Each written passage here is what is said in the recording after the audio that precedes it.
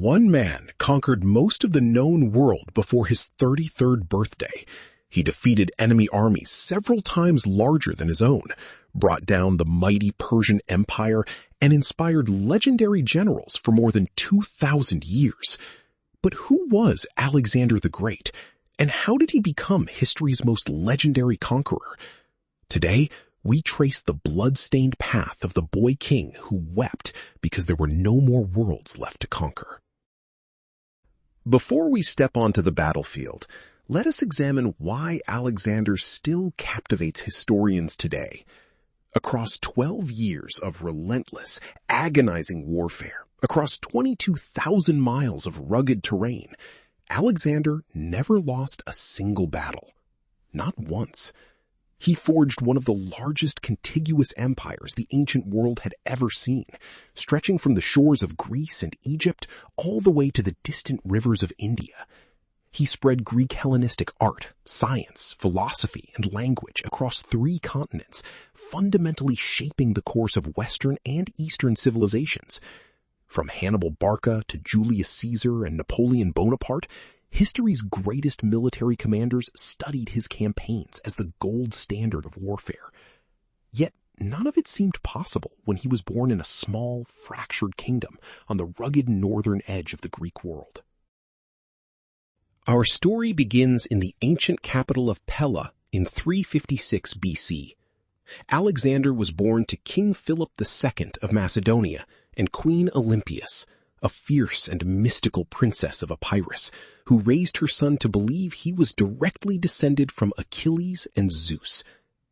At the time, Macedonia was viewed by proud southern Greek city-states like Athens and Sparta as a semi-barbaric backwater. But King Philip was a military reformer of genius. He reorganized the Macedonian infantry into the phalanx, armed with 16-foot sarissa pikes, turning a ragtag militia into the most lethal professional army in Europe. It was amidst this military revolution that young Alexander showed his first glimpse of genius. At just 12 years old, a magnificent but terrified stallion named Bucephalus was brought to the royal court. When Philip's best handlers couldn't mount the violent beast, Alexander noticed the horse was simply terrified of its own shadow. He gently led Bucephalus to face directly into the sun, calmed the stallion, and rode across the courtyard. Philip reportedly wept with pride, saying, "My boy, you must find a kingdom big enough for your ambitions. Macedonia is too small for you." King Philip knew that raw military prowess alone could not conquer a sophisticated world. When Alexander turned 13, his father hired the greatest mind of the ancient world to be his personal tutor, the legendary philosopher Aristotle. For 3 years at the secluded Academy of Mysa, Aristotle trained the prince in science, geography, biology, medicine, and philosophy. Aristotle taught Alexander to analyze every problem systematically, instilling a relentless scientific curiosity that later compelled the king to bring astronomers and engineers across Asia. Above all else, Aristotle introduced his student to Homer's epic poem of the Trojan War, the Iliad. Alexander carried an annotated copy of the Iliad underneath his pillow on every military campaign, alongside his dagger. He idolized the warrior Achilles, adopting his fierce, uncompromising courage as his personal creed. This education shaped both his boundless imperial ambition and his magnetic leadership style on the battlefield. In 336 BC, the course of history was violently altered during a royal wedding in Pella. King Philip was assassinated by one of his own bodyguards. At just 20 years old, amidst court intrigue and rumors, Alexander stepped forward and was crowned King of Macedonia. Sensing weakness in a young, untested monarch, the southern Greek city-states rose in open rebellion. Thebes led the revolt, declaring Macedonia's hegemony dead. Alexander's response was swift and terrifying. Force-marching his seasoned army 250 miles south in just 2 weeks before the Greeks could unite, he stormed the walls of Thebes. To send an absolute warning across the Mediterranean, Alexander leveled the ancient city to the ground, enslaving over 30,000 of its surviving citizens. He spared only the sacred temples and the ancestral home of the famed poet Pindar. The message was unmistakable. The boy prince was gone. A ruthless, decisive military monarch now ruled Greece with an iron fist. With Greece pacified, Alexander turned his eyes toward the ultimate prize, the Persian Empire. Stretching from Egypt and modern-day Turkey all the way to Pakistan, Persia was the world's undisputed superpower, possessing inexhaustible gold and armies of millions. In the spring of 334 BC, 22-year-old Alexander crossed the Hellespont into Asia with just 40,000 infantry and 5,000 cavalry. Many seasoned generals believed the invasion was suicide. As his ship touched Asian soil, Alexander cast his spear directly into the sand, claiming all of Asia as his territory, won by the spear. His first major test came at the Battle of the Granicus River. A massive Persian provincial army guarded the steep, muddy banks on the opposite shore.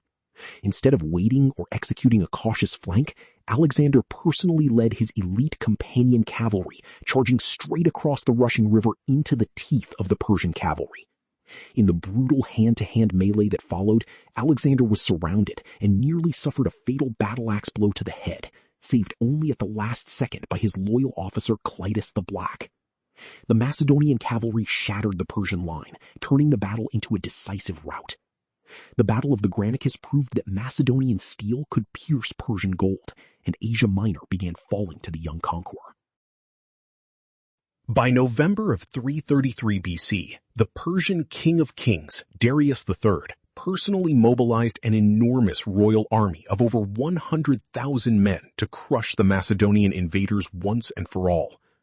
The two armies collided at the Battle of Issus. Darius had vastly superior numbers, but Alexander outsmarted him tactically by meeting on a narrow coastal plain flanked by mountains and the Mediterranean Sea, where Persian numerical advantage counted for nothing. Seeing Darius commanding from his towering royal chariot in the center, Alexander executed his signature maneuver. Leading his golden-armored companion cavalry on the right flank, he punched through the Persian left wing, wheeled inward, and charged diagonally straight toward King Darius himself.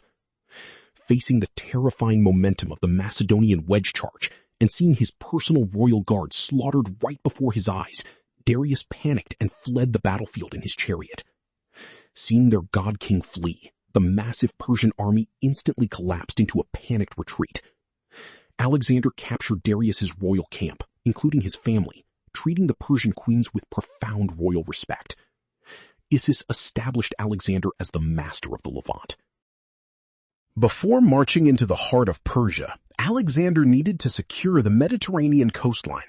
Standing in his path was Tyre, an ancient Phoenician island fortress located half a mile off the coast with walls 150 feet high. Tyre's rulers believed their island stronghold was impregnable. Alexander proved them wrong by redefining ancient siege engineering. Ordering his soldiers to dismantle the mainland city, he constructed a massive stone causeway right across the open sea, directly to the island's walls. After 7 grueling months of relentless engineering and naval warfare, Macedonian battering rams breached the island fortress. The fall of Tyre stunned the ancient world. Alexander wasn't merely a battlefield tactician.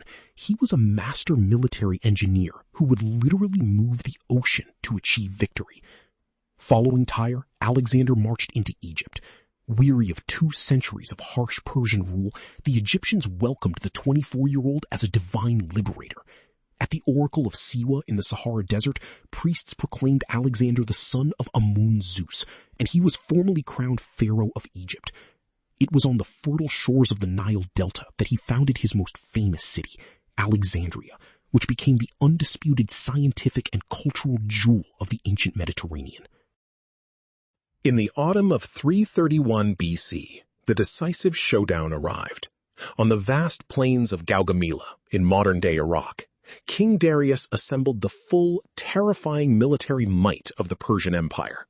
Over 200,000 infantry, 40,000 heavy cavalry, and 200 scythed chariots with razor-sharp blades attached to their wheels. Alexander marched onto the open plain with 47,000 men, outnumbered nearly 5-1. This was the absolute climax of the Persian campaign. When Darius launched his scythed chariots to crush the Macedonian center, Alexander's disciplined infantry executed a brilliant countermeasure. They opened lanes inside their phalanx formations, allowing the chariots to roll harmlessly through, where they were quickly eliminated. Then Alexander executed his masterstroke. Angling his right wing diagonally away from the center, he drew the Persian left flank outward. As soon as a gap appeared in the overextended Persian line, Alexander formed his golden companion cavalry into a giant spearhead wedge and charged directly into the breach toward Darius. For the second time, seeing the Macedonian king charging through the dust straight at him, Darius lost his nerve and fled. The Persian army disintegrated. Babylon, Susa, and Persepolis fell to Alexander without resistance. The 200-year-old Achaemenid Persian Empire was officially destroyed. With Persia conquered, Alexander pushed into the uncharted jungles of India. At the Battle of the Hydaspes River in 326 BC, he faced King Porus and 200 armored war elephants. In his most brutal, bloodiest battle, Alexander won a decisive victory. But the monsoon rains and the sheer exhaustion of 12 continuous years of warfare finally broke his army's spirit. At the Hyphasis River, his veteran soldiers mutinied, refusing to march one step farther eastward. For the first time, Alexander had reached the physical limits of his army's endurance. Reluctantly, the conqueror turned back to Babylon to consolidate his vast empire.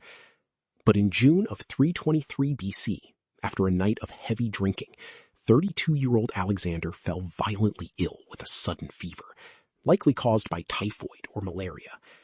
Within 2 weeks, the king who had conquered the known world was dead, leaving his empire to be torn apart by his rival generals. Yet Alexander's legacy reached far beyond battlefield conquest. He spread Hellenistic culture and founded over 20 cities that became enduring beacons of trade and philosophy. More than 2,000 years later, Alexander remains the ultimate military standard against which all conquerors are measured. In our next episode, we explore the extraordinary life of Rome's greatest general, Julius Caesar. Hit that subscribe button right now so you don't miss it.